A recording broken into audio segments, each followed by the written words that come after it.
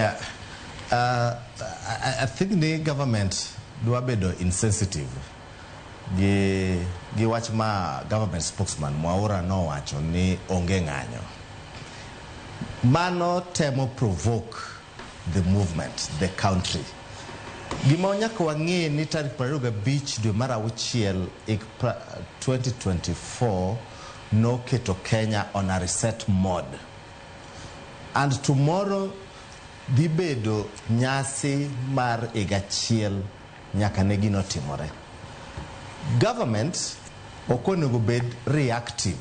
Government onego bed ni weyo ne jopiny mondo express gik magidwaro non-violently. Kenda the stress non-violently. To ka protest or demonstrations koro or turn violent, then the intention mar timo demonstration koro onge. I agree gi IMLU report mancha gigolo and mano en adier. Talking your reports mosebedo from even 2022 to back election, Jumanone Kisumu, Nairobi, and so forth and so forth. Keriwo gigi gibbled up to one thing. Nijo piny samol giweche moko to gidhi ir sirkal. To sirkal onego kel dialogue. I agree with Omondi ni social movement gi achieve agenda. Gen Z movement ma 2024 no achieve reject finance bill, and that was the objective. Magino no rumo. Matim resanegi en mana ni koro both government gi opposition gi other politicians cow advantage to achieve a specific objective. Mopogore gi the intention mar the original social movement. Gimaji koro wacho sane an aftermath of agitation. Koro ji wacho ni oh no negi ngane, no tim nade. Jogi no negi kang'o matimore. Now koro wase deviate give the objective mar the social movement. Koro wacha kong'iyo ni the actions mar police and security.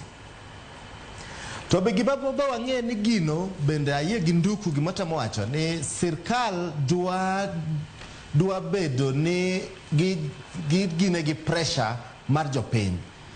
Gin gi security apparatus maginyalo contain go law and order during demonstration. To the moment Mama Ura wacho ni there's no demonstration kiny, gitemo mobilize momentum kiny biro medore ma jopiny biro bet e street mondo ginyis sirkal ni wanyalo kata utamuru. Sirkal pod negi time, ok ni mondo los gi demonstrators, no. Ginyalo bedo gi mipango maber mar security mondo gikel law and order, gipog joma dwa infiltrate demonstration kaka thugs, goons, and so forth and so forth. Sanibo onego bed intelligence ni very alert. Ma joma dwa kelo violence during demonstration, onego kata osemaki. Not abduction, I'm not talking about abduction. Joma gingo gi intelligence ni dwa kelo violence during demonstration. Onego bed osemaki. Mondo we demonstration matimre kiny peacefully. To but sirkal bende kaka nduko wacho ni Oscar Mowacho, sirkal nigi enlungo ni monopoly of violence. Lawfully, monopoly of violence lawfully. For instance, ka demonstrators or turn violent, makoro gidwa ban monumental government infrastructure like power lines, water lines. Gidwa block hospital. Key essential services to be blocked. Sirkal nigi monopoly of violence to tigo mondo prevent jopiny mane onge that agenda mondo gigengi mag yudo those services. Sirkal oyiego. Koro angi madakwa as an organization ni the demonstration must demonstrate peacefully.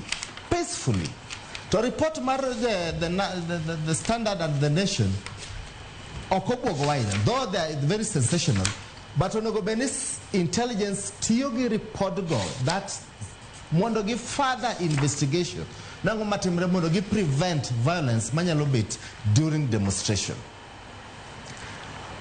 I'm sorry, nada tiogi dholuo moro marach ni isolated cases. Like during demonstration, ngato nyalo hinyore, ngato nyalo timore during demonstration. Like out of 1,000, 10,000 people, police onego ngata chiel. And I am so happy ni police manonego jamaskcha no se make. That's great. The judicial process is taking care of itself. Gima wanyalo timo sani kaka jo Kenya. Waye uru ni wangi 2010 constitution. That's a reality. Very progressive. Number two, wangi vibrant Gen Z. Man techno savvy. Our internet usage in Kenya is more than any country in Africa. In fact, we are number 2. Jo Kenya mobilize themselves digitally, physically, and gigite the bedo discussion must sometimes give overshadow even the government programs. Emomi your government benyaka bed malo na jo pain, especially the Department of Communication. Gichalo jo mangiyo ni angoma timore. Imagine I was shocked kama ura wachoni no demonstration. And Oscar no wachoni, why are people going to the streets? Nyamati yok di work your office ka the street. Most of these people ginjoma onge jobs. To sirkal bo sekelo gimino wani social safety nets. Social safety nets gin kaka kazi mtani. Mabe podan kwa dege wachumoro. Angio budget man and budgets or present no kaneno significant allocation markazi mtani. Nikech that is a very good social safety net. Many allocation very many young people. Like for instance, in Nairobi, Jomondi kazi mtani. Masa moroge in the slums. Ogidi woke kazi mtani no. Negedi the streets. Because girito selling me a beach. Angudi ambo kagi city kutich. Koro sirkal onego be respond to the social issues ma affect jo Kenya. Key amongst them unemployment. And unemployment ma Oscar wachono, what are the issues ma sirkal kelo? Kazi mtani. Ere jiadi, ere kaka sirkal package kazi mtani. Ode ndiko jiadi. Sanyo kwane jo communication mar sirkal. Wacho gigo.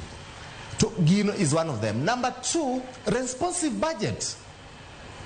During COVID, sirkal no kelo budget correspond to the issues manatimore. Sanyo nego beni budget matimre Kenya kano nego beni they are going to spur economic growth, not macro but micro. Mondo japiny machandorecha o pesa o circulate to wananchi. Sama jogi negi pesa, I want to agree with Oscar.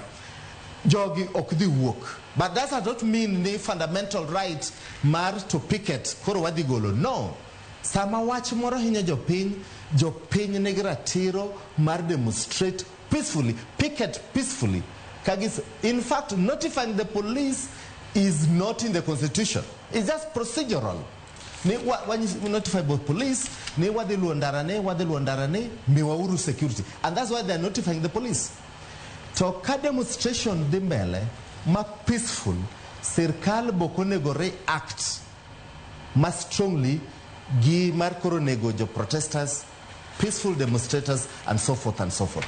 And gima wase study as an organization, especially from last year nyakasani, wabe waseneno a pattern of combative demonstrators, highly combative demonstrators, and that is very dangerous. We are setting a wrong signal.